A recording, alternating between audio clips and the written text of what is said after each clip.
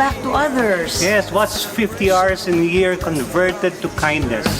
So bring your good times and your left. 1 hour of your time. It's like one gold nugget to someone. Come on now. Celebration.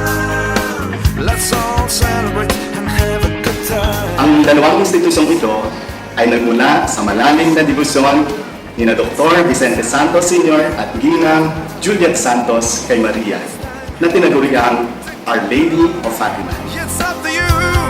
It is a gracious coincidence that OLFU and FUMC's 50th anniversary coincides with the 100th anniversary of the apparition of Our Lady of Fatima. So the pilgrimage of the image of Our Lady of Fatima throughout the year 2017 is just a perfect timing and a heartfelt homage to our patroness. Come on. Let's celebrate.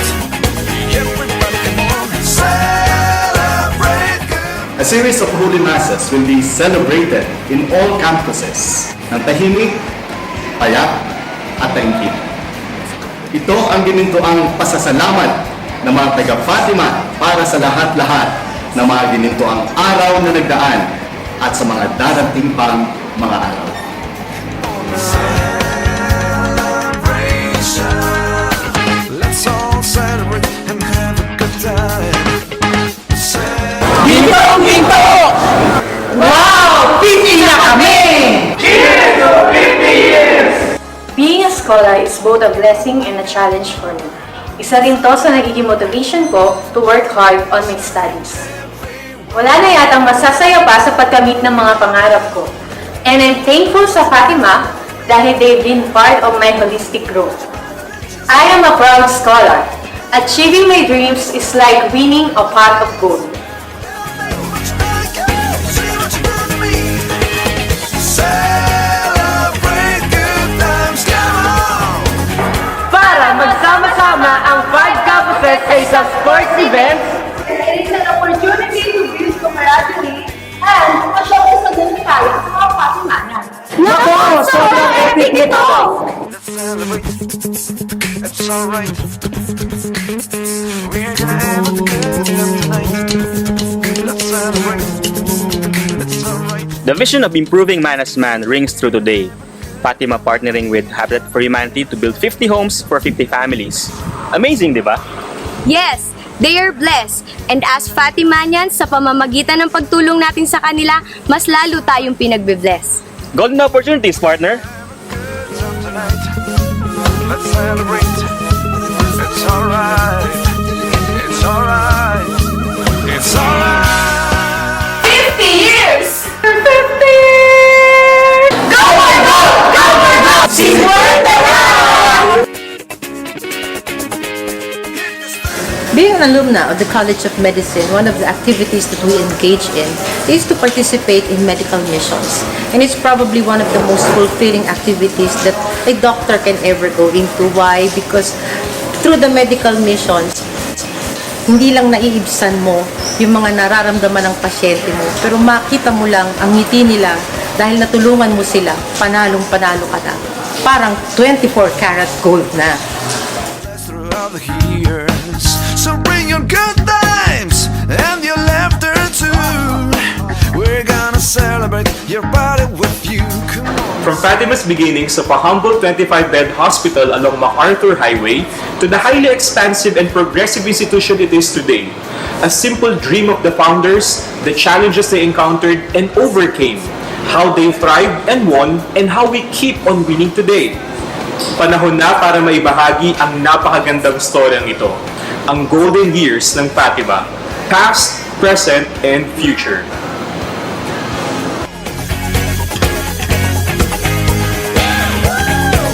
Let's celebrate. Everybody come on. For Fatima to spearhead an international conference is already a big first step for the university. And you know what, Doc? We will be inviting our almost 100 international partners. We already had the commitments of our locally based experts from different fields. And more than that, we are flying in 4 international experts to share their knowledge and skills to everyone. Let's throughout the years. So bring your good times and your laughter too. We are gonna celebrate your body with you. This is gold. Ginto ito. 50 na kami! I am a proud alumna of Olfu. Because of the knowledge and the trainings I received, naging mahusay ang buhay ko ngayon. At isa sa pinagkautangan ko ay ang Fatima. This school taught me kung ano yung mga dapat pahalagahan sa buhay at kung paano. The things I learned for Fatima became part of my person. I will always look back to where it all began. I will keep the ties with the people and the organization who gave me golden wings to do greater things. Celebrate good times, come on! It's our celebration. Celebrate good times, everything's gonna be alright. We're gonna have a good time tonight. Let's celebrate. It's alright. We're gonna have a good time. Cheers to 50 years! I can't wait for December. Together, colleagues, bosses, co-teachers, mentors, friends, staff, priceless relationships built within the four corners of Fatima. We will have a very extra special night together. It's alright. It's alright.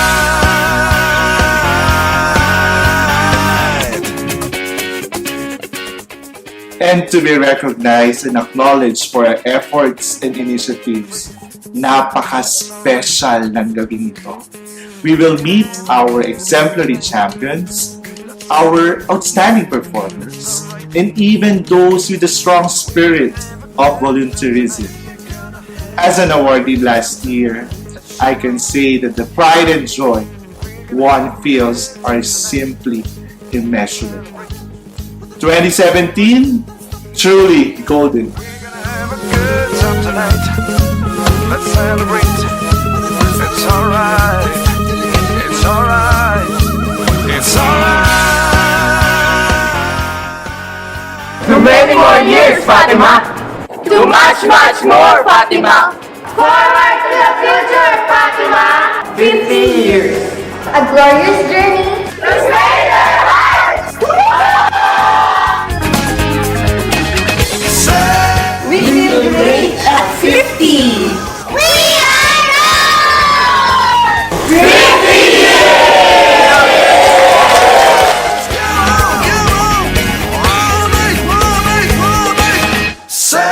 Celebrate good times, come on! Well, it's time to come together. It's up to you. What's your pleasure? Everyone around the world, come on!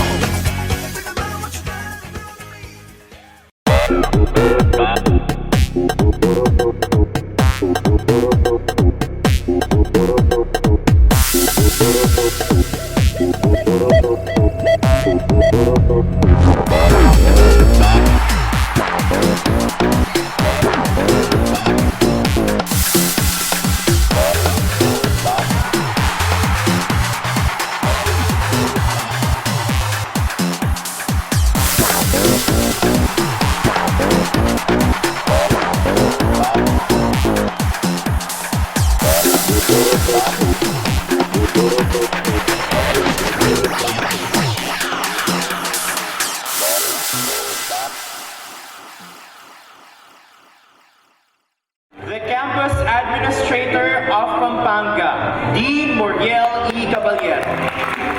The Management Trainee of OLFU, Mr. Angelo Santos. The Vice President for Student Affairs, Dr. Maylene S. Abad Santos. The Vice President for Academic Affairs, Dr. Heracleo D. Lagrada. The Executive Vice President, Vice President for Finance and Administrative Services, Mr. Don August. August O. Santos, Dr. Yvonne S. Guevara, together with this afternoon's guest of honor, Dr. Annabelle Romeo.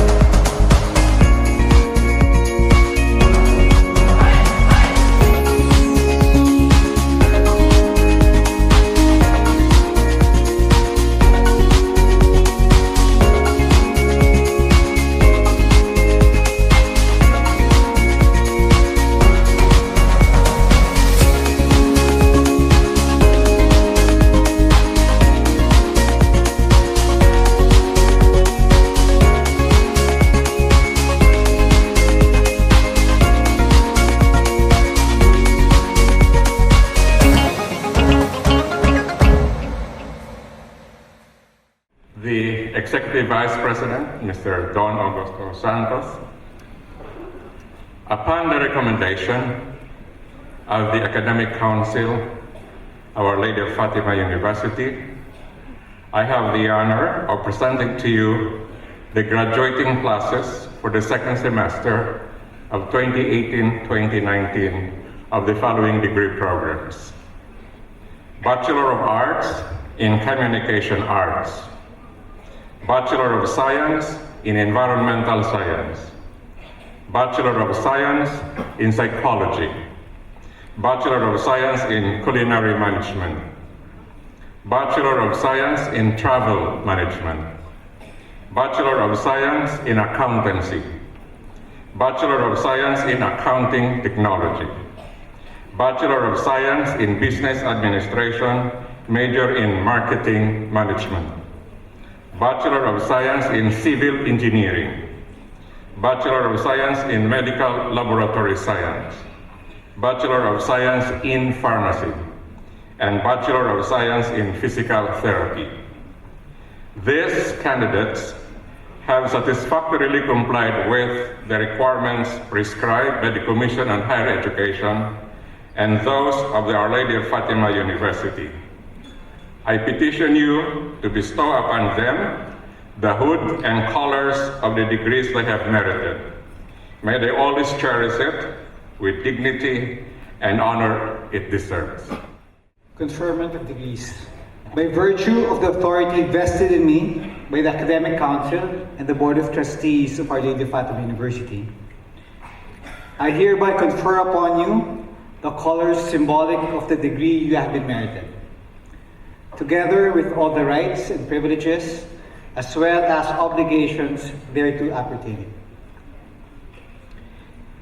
May you always wear them with the dignity and compassion that your profession and your alma mater can be proud of. Congratulations.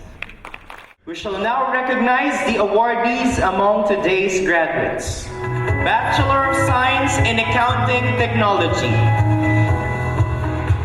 Agustin Maria Rachel M., cum laude.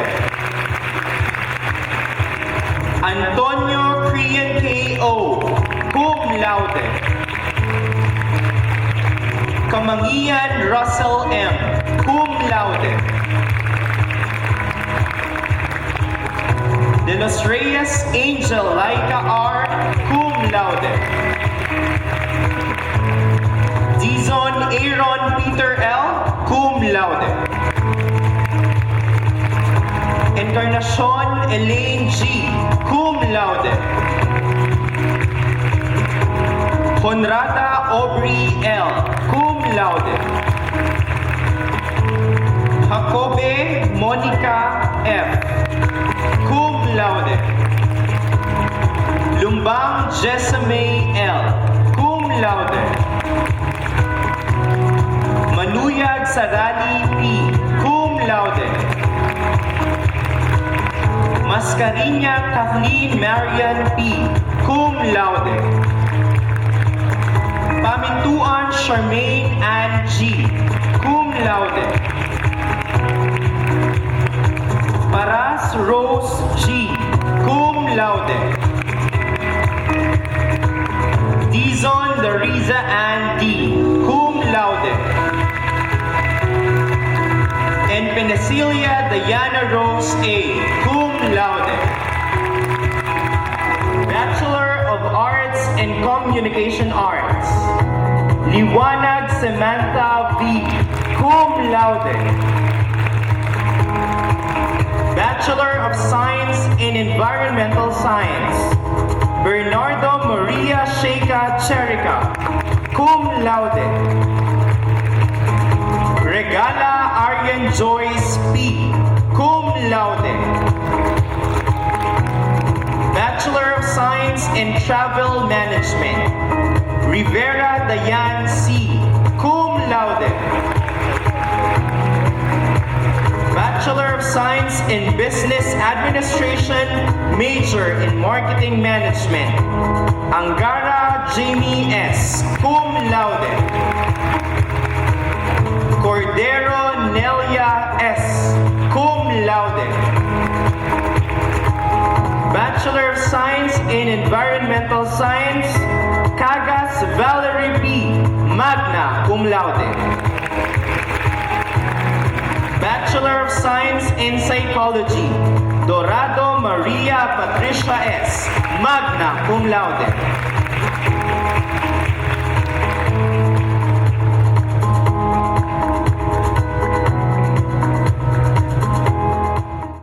To our university officials, ladies and gentlemen, it is my honor and privilege to introduce our commencement speaker in today's commencement exercises. Our commencement speaker is a professional nurse. She is presently the lead for Human Resource Strengthening Philippine Program of the Chemonics International of the United States Agency for International Development, or USAID, since 2018. Chemonics is an international development entity whose mission is to promote meaningful change around the world to help people be healthier, more productive, and more independent. She is currently the Vice President for Finance of the Philippine Nurses Association, or PNA. She has been the chairperson of the Nurse-Led Clinic, Department of Clinical Practice of the PNA since 2012. She is also a consultant of the National Nursing Core Competency Standards of the Professional Regulation Commission, or PRC, Board of Nursing. Furthermore, she is an active accreditor of the Philippine Accrediting Association of Schools, Colleges, and Universities, or PASCU. Our speaker has held various professional affiliations and experiences in the PNA as a consultant, convener, the secretary, governor, and then the president of the same association. She was the senior vice president, head of the hospital's operations group, chief nursing officer, and quality consultant of St. Luke's Medical Center. She was the deputy chief nursing officer, chief quality officer, and vice president for patient care services at the Asian Hospital and Medical Center. She was also a staff nurse at St. Luke's Episcopal Hospital in Houston, Texas. A consultant and researcher to several health organizations, she also served various companies and organizations in different capacities, from being a rural health staff nurse, charge nurse, and nurse manager. She is known not only in the professional field, but also in the academe. She was an administrator and professor at the University of Makati, a professor at the University of Asia and the Pacific, a professorial lecturer at the Pamantasan ng Lungsod ng Maynila, a clinical instructor at St. Louis University, and became the Dean of the Institute of Nursing of the Far Eastern University. She earned her lengthy professional affiliations and experiences because of her extensive educational qualifications that supported her career in the nursing profession. Our guest of honor holds a Doctor of Philosophy in Nursing with minor in Statistics at the Texas Women's University in Houston, Texas, the United States of America. She earned her Master of Health Administration degree at the George Washington University in Washington, D.C., USA. She also completed her Master of Science in Nursing, major in Critical Care Nursing, and minor in Education at the University of Texas Health Science Center, School of Nursing in Houston. She completed her bachelor's degree in nursing and pre-nursing in St. Louis University in Baguio City, and her graduate nurse degree at the University of the Philippines, Manila. Our speaker holds various licenses and certifications, both in the Philippines and abroad. She is both a registered nurse and certified clinical nurse specialist by the Professional Regulation Commission and Texas Board of Nurses in USA. She is also certified by the American Association of Critical Care Nurses and the American Society of Paresthesia Nurses and a provider of basic life support and advanced cardiac life support by the American Heart Association. A writer of several books, modules, and articles in nursing. She published a historical research on the Philippine Journal of Nursing in January of 2018 and was behind the National Nursing Core Competency Standards training modules published by the PRC Board of Nursing in June of 2014. In addition to the numerous modules, articles, and books that she published locally and internationally, our commencement speaker had also presented several research papers, seminar papers, and speeches, not only in the Philippines, but also in Singapore, Qatar, Malaysia, South Korea, USA, and Switzerland. Finally, she is happily married to Dr. Andy Borromeo, an orthopedic surgeon, and was blessed with one child, Andrew Borromeo. Graduates, parents, ladies, and gentlemen, let us all welcome our guest of honor and commencement speaker, Dr. Annabel R. Borromeo. I'd like to thank the management of OLFU, administrators, for their kind invitation and their kind thoughts that I may be able to impart some wisdom to you, my dear soon-to-be graduates. I'd like to talk to you about a hero of mine. But first, before that, I want to acknowledge something, that I'm 63 years old. Para hindi na kayo manghula, okay? 63 years old. Therefore, when I retired recently, just recently, really my dream was to just take it easy and be like my idol. So I have a senior citizen card to prove that I am more than 60 years old.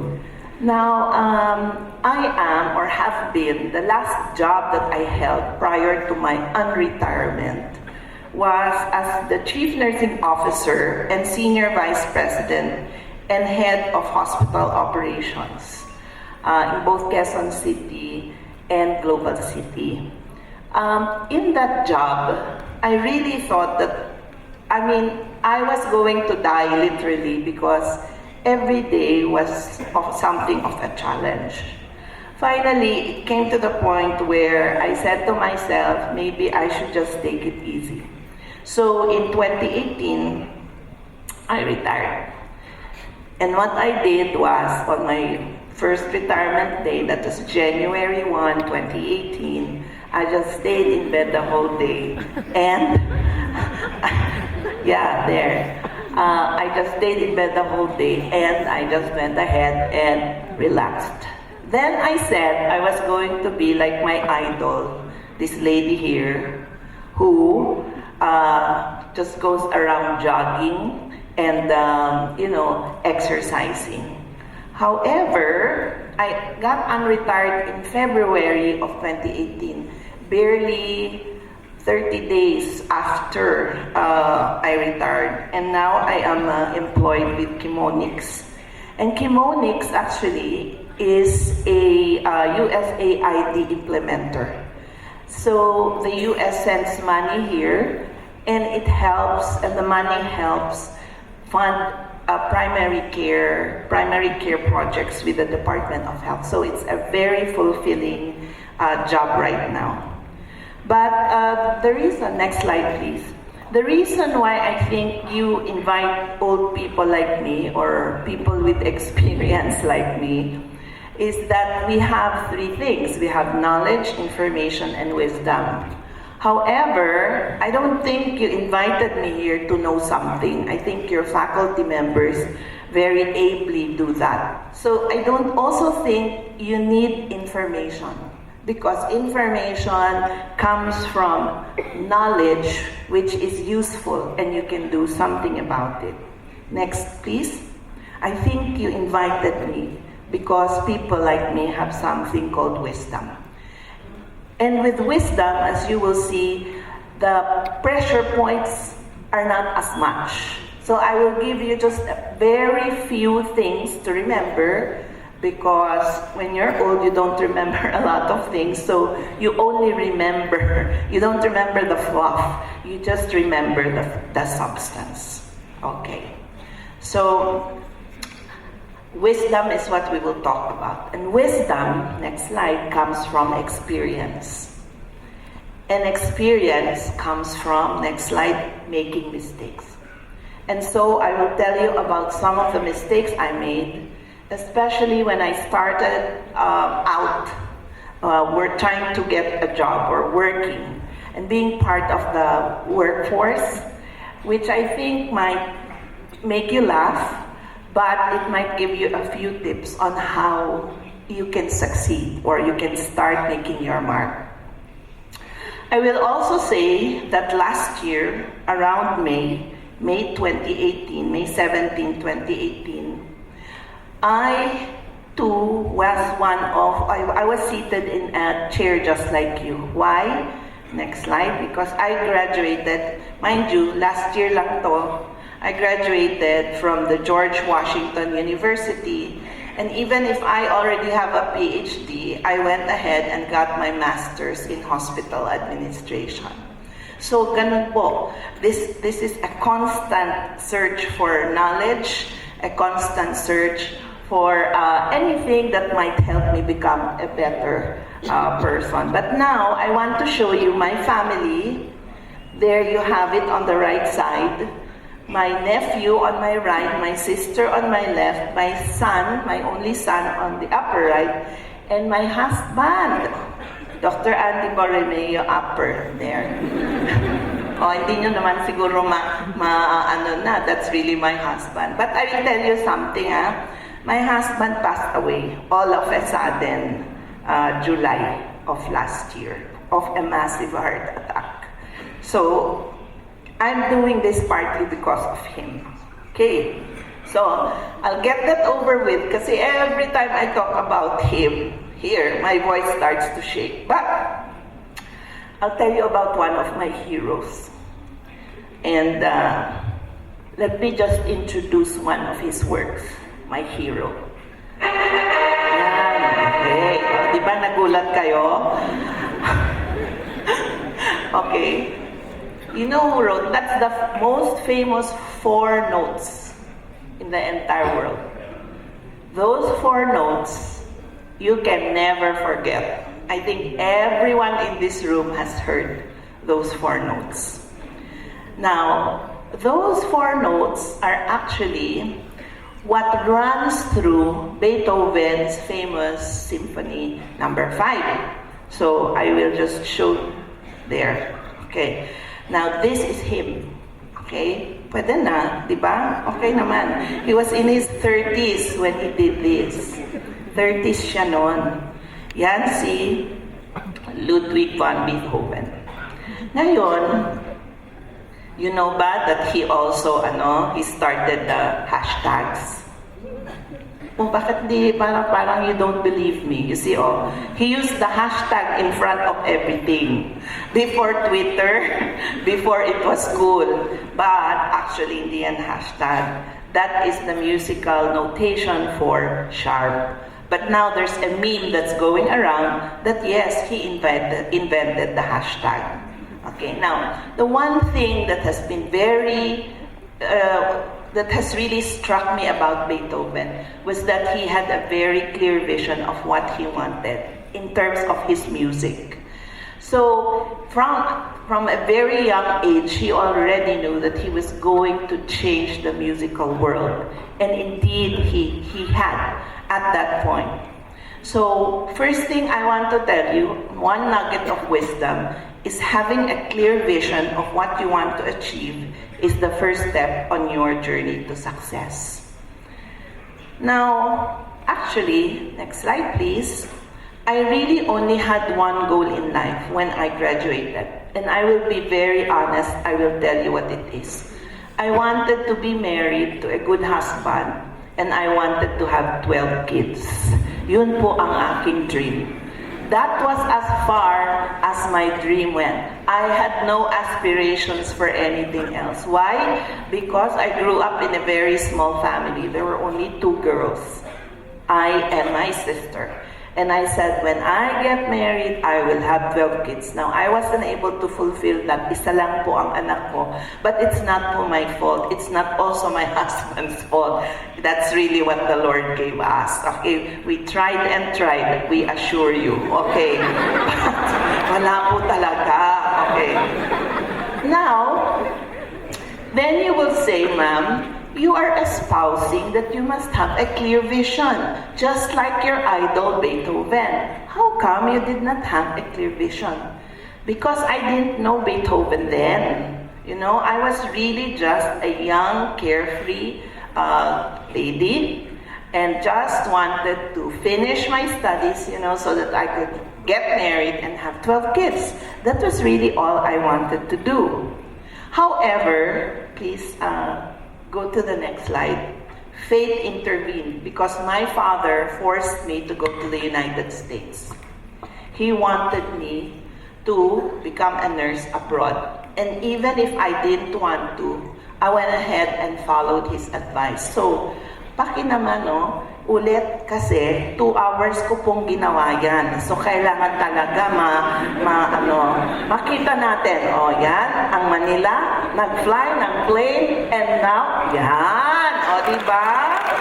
Houston. Okay. So, I got on a plane, and then I landed in Abilene, Texas, first of all. This was way back in 1999. Oh, diba? Okay. So when I got there, ito po yung hospital ko. Next slide, please. Ito. It's called Hendrick Medical Center. Now, Hendrick Medical Center was famous around those parts because it was a regional trauma center. And so we had a lot of very sick patients who came into our ER and in our ICUs. When we first got there were 13 nurses who were recruited from the Philippines. We were asked one by one where we wanted to work. And because I had no experience, you know what I did kasi is we went to the rural health unit. We stayed for 6 months. I went back to Baguio, which is my hometown. I finished my BSN. I taught in our university, St. Louis University, for a year, and then I left. So I had no experience to speak of. And so when I went to the United States, I was very raw. I had no experience, and now we were being asked, where do you want to work? So the first person who was asked, her name was Miss Lopez. So she said, well, I used to work at the Philippine Heart Center for Asia. Ba, may ganon? Okay. And she said, I've worked there in the ICU for 15 years. I'm very good at what I do, so I want to work in the ICU. Ganon. The next one was another person, Miss De Guzman, Miss Lopez. Everybody had experience. And the thing about me is I wasn't able to compete, and I didn't know what to say because I didn't have experience. And I was out there competing with the best of the best. So finally, when my turn came, the lady said, Miss Rice. Ako silence lang kasi hindi naman Rice ang pangalan ko di ba? Miss Rice. And then she went to me and she said, Miss Rice, are you deaf? I said, my name is Reyes. No, in the United States, you are Rice. Papalitan ang pangalan mo pag nandun ka na sa States. You are Miss Rice. I said, okay. Diba? Wala ka namang magagawa Rice nga daw ang pangalan ko. Okay. So anyway, so she said, where do you want to work, Miss Rice? I said, well, ma'am, I want to work in labor and delivery. And the reason is because, I know how to make a mother, to help a mother with delivery. I know that. And Plus, I said there's always a physician around, so I'm not so comfortable about my skills. And then she said, okay, we'll take into consideration all that you requested, all of you, and you need to come back tomorrow, and we'll give you your assignments. Lahat ng assignments na request, sa awa ng Diyos, hindi binigay. And you, Miss Rice? Yes, ma'am, labor and delivery. She said, no, we're gonna put you in ICU. Huh? ICU? Grabe naman. I didn't know anything. Oh, ICU care. She said, well, that's where we need you. So you need to go there.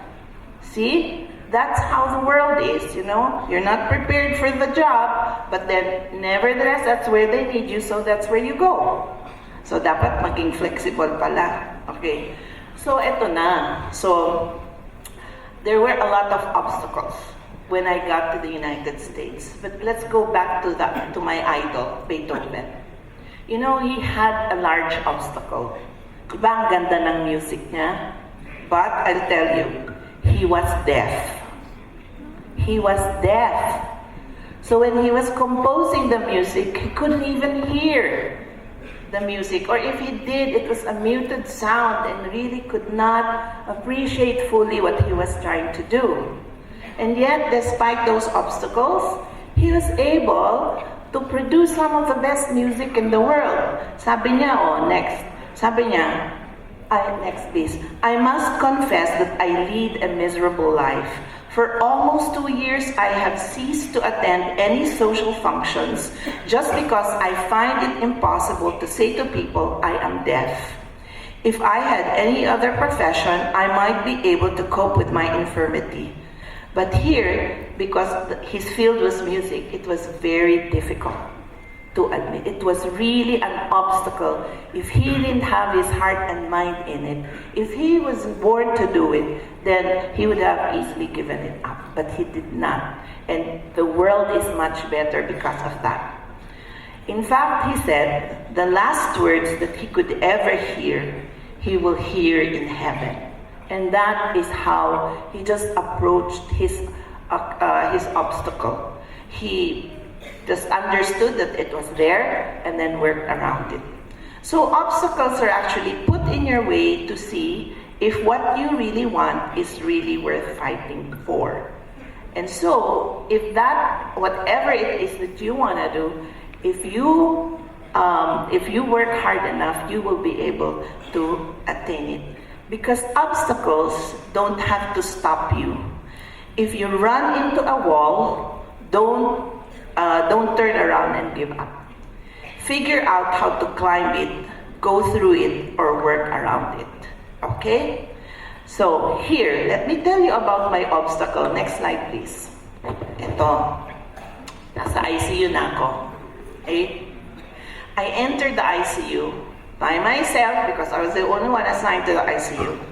And I saw this nurse who seemed to be very adept, very good nurse, very competent. And she looked at me up, down, and she said, "Who are you?" I said, "Ma'am, I'm Annabelle Reyes." Rice. Okay, I forgot. She said, "Yes, then she told me her name. And she said, "I'm your preceptor." Now, in health, whenever you are a new person, you get a preceptor, because that preceptor then walks you through whatever it is that you need to learn. And she said, "Do you see those 3 patients over there?" I said, "Yes, ma'am, I see beds 1, 2, and 3. She said, "Do you see that room over there?" I said, "Yes, ma'am." She said, "Second drawer on the left, 30 minutes. So she's talking very fast, and she had an accent, a Texas accent. And I said to myself, do I say I don't understand, or do I just pretend that I know? You know how Filipinos are, diba? someone is talking to you, a foreigner, and then say, okay, you do this, all we do is say, yes sir, yes sir, yes sir. And then when that person leaves, we turn to our neighbor and say, ano daw ang sinabi niya? O, diba? Ganun tayo. Anyway, that's how I was. So I just said, yes sir, yes sir, yes ma'am, yes ma'am, yes ma'am. So I enter the room. She said, second drawer on the left, and this is what I see. I said, there is no thermometer. I think she said she wanted me to take a temperature. And the instrument for that, bless you, is a thermometer, diba? So, ito na. I was looking, I said, I couldn't find it. She's coming back in 30 minutes. How do I, get the patient's temperature? And she said, so what I did, instead of going to her and saying, I'm sorry ma'am, I didn't understand what you said, please tell me again, so that I can follow your instructions. And I didn't choose to do that. I just went ahead and opened up 100 drawers, cabinets, drawers, whatever. And after 30 minutes, she comes to me and she says, so, what are the temperatures? I said, ma'am, I'm sorry, I don't know. She said, what do you mean you don't know? I said, ma'am, you said second drawer on the left. I looked there, and there's nothing there. There's no thermometer. She said, didn't I tell you second? Okay, so I said, okay, look, second drawer on the left. I don't see anything. And she goes to the drawer, and she goes this way. She goes, like she was trying to point out something that I really didn't understand. And I said, oh, bakit naman siya nagsisisure? Seizure! Ganyan. So, I was looking at her, I was looking at the same thing, and she said, and I said, ako naman, she was doing this, and I was going, so I was having a stroke. Diba? Parang gumagano na lang. So I said, I'm sorry ma'am, I don't see what you see. And she said, what is this? Huh? What is this? So I looked at it and I said, in my memory bank, I said, it doesn't look like anything that I really know of, but close enough na ang Band-Aid. So, next, yan. Kasi ganyan, parang ganyan yung itsura, Band-Aid. So I told her, I said, is that a Band-Aid, ma'am? And she says to me, oh my God, OMG. So she goes out and she says to all the nurses out there and everyone out there, she says, hey, this nurse is illiterate. Ano daw? Illiterate? And then naman ako, illiterate. Diba? Parang I doubted nga myself at that time. And then I said, ma'am, I'm not illiterate. I know how to read. And then she says, read it! Read! Of course, it wasn't a Band-Aid. It was this. So let me show you. Sabi niya, ganyan, parang Band-Aid nga. Diba? Ganun din kalaki. So I said to her, Tempadot? She says, okay, fine, you know how to read. Show me how to use it. Malay ko, sa how to use it. Kasi wala namang ganyan sa Pilipinas. Diba? Meron ba ganyan? Wala naman. Diba? So I told her, I said, I'm sorry ma'am, I don't know how to use it. And then she says, and I say this only because this happened a long time ago. This probably is not going to happen today. But this happened a long time ago. And she says to me, she says, my God, why don't you know how to use this? Everybody knows how to use this. Even my 6-year-old boy knows how to use this. So I said, I'm sorry, ma'am, I really don't know. Please just show me how to use it and I can do it after you explain. And she says, okay, I'm not going to put my license on the line for you, but I'll teach you once and that's it. Oh, talagang sink or swim na pala dito. Ganon. And I thought kasi I was smart kasi I graduated from UP, St. Louis University, mga ganyan. But right at that moment, I really doubted myself na. Okay, so she says to me, okay, here, this is how you do it. So she opened up one, ganito kasi yan. So ngayon, alam ko, wala namang nurse dito, no? Pero just in case. Kasi if you go to Asian Hospital, St. Luke's Medical Center, ganito na po ang kanilang thermometer. Okay? So you open it up, you stick it under the tongue, very small, it's made of aluminum.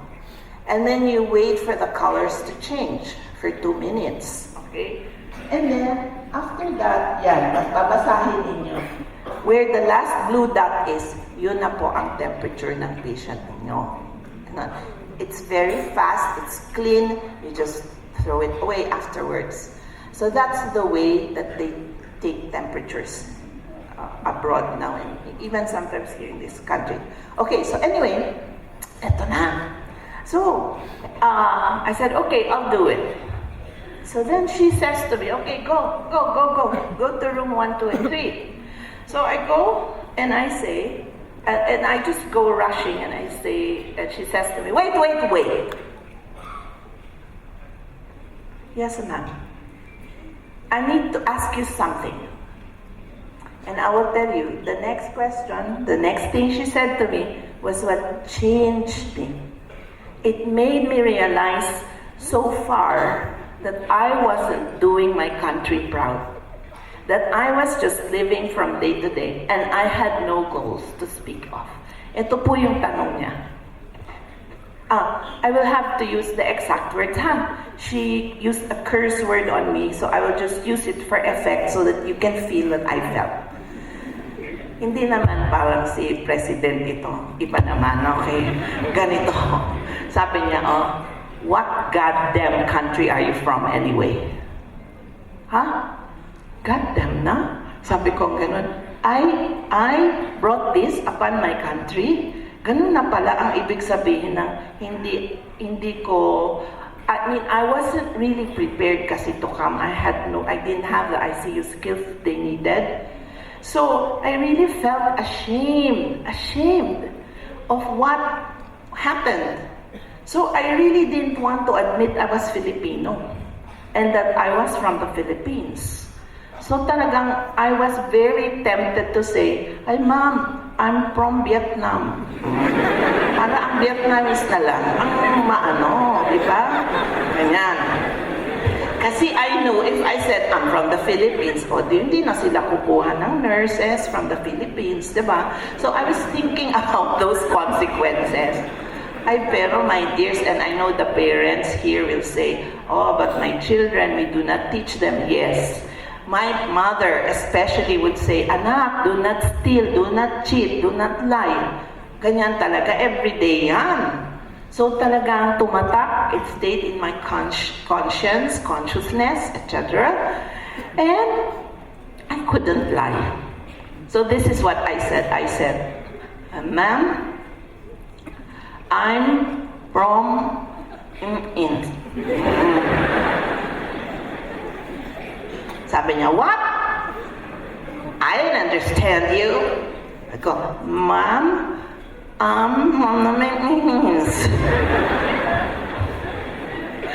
sabi niya sa akin, so you're from the Philippines. Next, no wonder. What? No wonder? No wonder you're stupid? No wonder you don't know what a simple thermometer can do? No wonder you don't... Kaya nga, sabi ko talaga sa sarili ko, nako, I have to change the perception of this lady. I do not know how I will do this, but I will change her perception. And maybe that's what really drove me to excel. I did not want her to think that all Filipinos were like me. So, I told her, I'm so sorry for disappointing you, and I'm not certainly Miss Philippines. I don't represent my country, I represent Annabelle. I will come back to you in 5 years, and I will tell you, I will show you what I have become. I said, do not ever think that I am a good example of what a Filipino nurse can do, because I am not. I am sorry, I said. So, she said, whatever. Alam nyo na, parang wala rin, di ba? Whatever it is that you tell them, okay. So anyway, on that day, when I went home that day, I said to myself, I am not going to let my co-Filipinos down. I am going to volunteer for the most difficult patient, for the patients they don't want, for the patients that are very difficult, for the patients that are really sick. And I did that every day. I would volunteer to take the most difficult patient, just, to prove to everyone there that Filipino nurses are not stupid, they're not dumb. So yun na ang nangyari. And then finally, I went for my master's, then I went for my PhD, and so on and so forth. Then, so eto na, I really love my country. Next slide, please. And so should we all. But, you know what she said to me that really helped me to understand? One of the other nurses was standing by, an American nurse. She heard me say, I'm from the ganyan. So she calls me and she says, Annabelle, I am so ashamed of you. She wasn't a Filipino. She said to me, when you said that you were from some country that you couldn't even pronounce, she says, I have to tell you, that country doesn't deserve you. You, if I were that country, if I were the Philippines, I'd spit you out right now, because you don't deserve her. So an American actually taught me how to love the Philippines and how to ensure that whenever I say I'm from the Philippines, I'm very proud to say it because I am a shining example of whatever it is that they're looking for. So, ganun po yung aking kwento. It started from that. There were many other stories. But, in my effort now to make up, to compensate, yun po, talagang I wanted to do 3 things. I wanted to be consistently excellent. I wanted to remain curious. And I wanted also to prove that Filipinos can be creative. And then, that's when it happened. I got promoted to unit teacher after 6 months. I got promoted again after a year to head nurse, nurse manager, and so on and so forth until I became a chief nursing officer in the United States. So ganun po ang aking story. Kaya yun siguro yung wisdom that I want to really share with you today. Now, back to our hero, Beethoven. He says, to play a wrong note is insignificant. Like when you make a mistake, it's insignificant. As long as it doesn't kill somebody else. Okay? Ito po kasi ang problema if you are a nurse or a physician or someone in the health field. You could very easily, from a mistake, from something that you committed or omitted, could kill a patient. But he says that to play without passion is inexcusable. So when we get into doing or choosing our profession, let us put our hearts, our minds, our souls in it. That is what he advocates. And that is exactly what I've tried to do so that younger nurses could emulate me. He also says, don't only practice your art, but force your way into its secrets. For it and knowledge can raise men to the divine. Alam niyo po yung 4 na notes na yon? What he did was he discovered a way of using and reusing those 4 notes, and presented it in very different ways. So that in fact, you start out with 4 notes, but you now produce 3 other symphonies. So he produced the 5th symphony, the 4th symphony, and the 6th symphony. That is the story of how he made the four little notes come alive. So, what happens now, what happens next, after you heard everything that I said?